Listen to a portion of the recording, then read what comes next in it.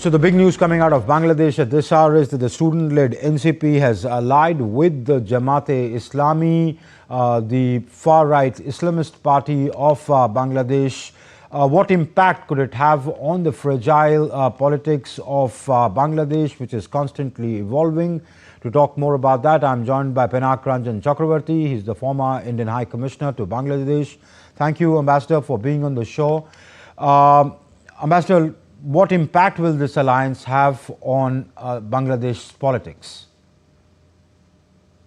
Well, I think it's about the numbers, in terms of elect votes. Because the Jamaat-e-Islami has never won a majority, never in the history of Bangladesh. So they need the numbers. At one time, the BNP thought like that, and they had joined hands with the Jamaat to bring their numbers up and to get a majority. So I think the Jamaat feels that now that the BNP has rejected it as an alliance partner, it has to look for more alliance partners. And the NCP, which is the Students' Party, which has not much traction and cannot hope to win, more than a few seats, has decided. So they have actually converged because of their interests for the election. They want to get more seats, so they have joined hands.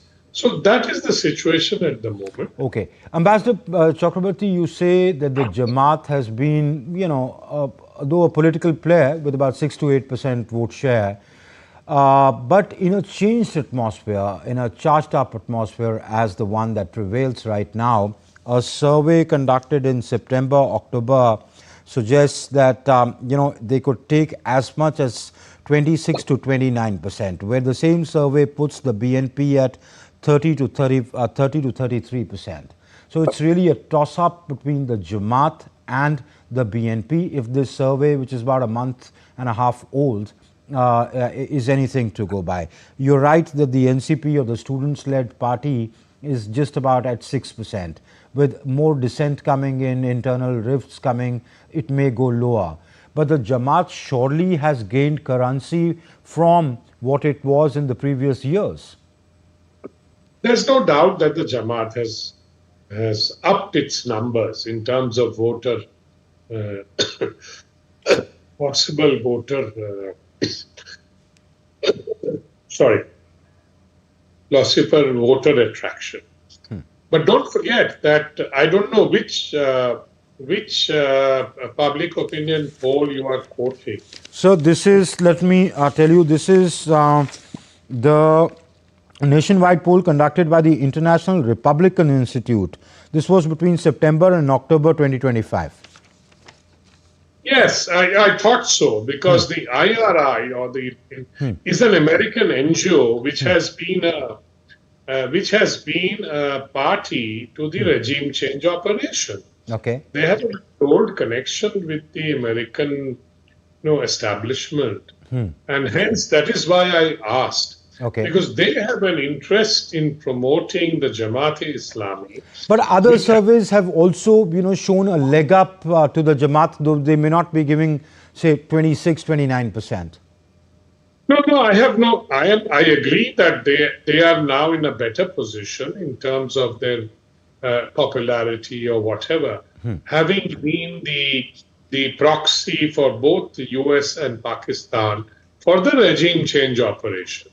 Hence, I do believe, and I agree with you, that they have a better prospect in the coming election.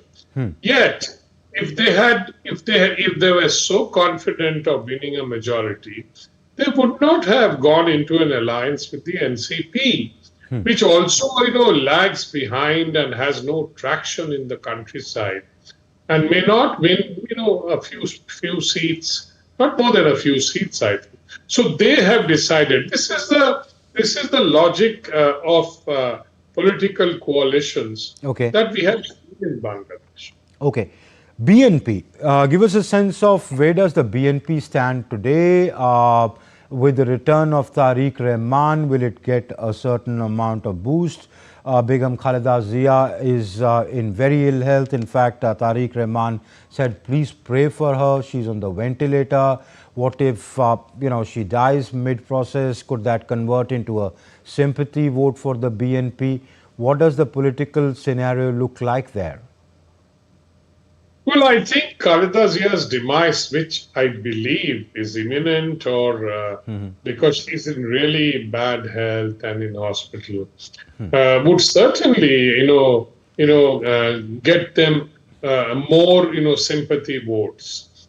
But the BNP today, I think, is in a very good position because it has no competition apart from the Jamaat and others. The Awami League is out.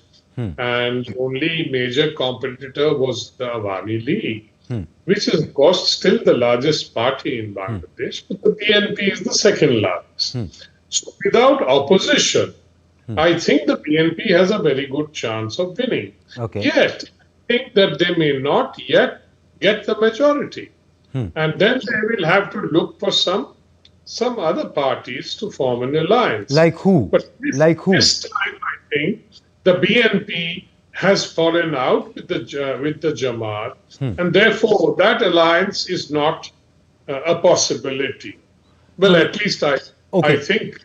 All right. So the Jamaat and the BNP is out of the question. That's very clear. You're saying it may not be in a position to be able to form the government on its own, and it may want to look for alliance partners. Who? Will the Jatiya party, which was along with the Awami League, go that way, given the fact that in the with the resurgent Jamaat, the BNP, which itself is a right-wing party, now looks more like a moderate party?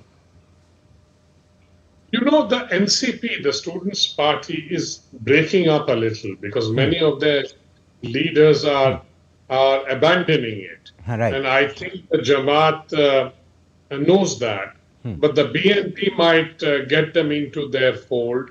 There's a lot of flux now because of the coming election, and before the deadlines which have been announced, it would mean that there'll be a lot of ayarams and gayarams, as we say in India, and that was going to happen.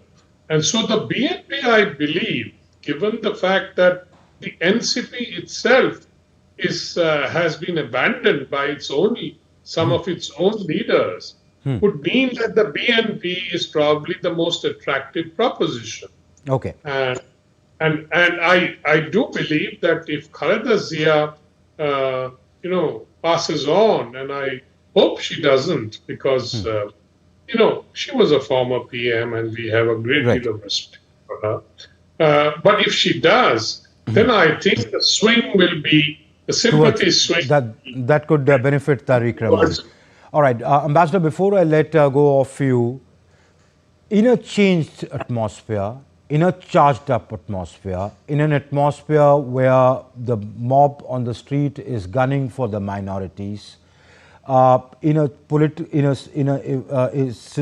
atmosphere with Bangladesh is in a political flux, what should India's stance be? How should India be responding? How should India be reacting to what is happening there?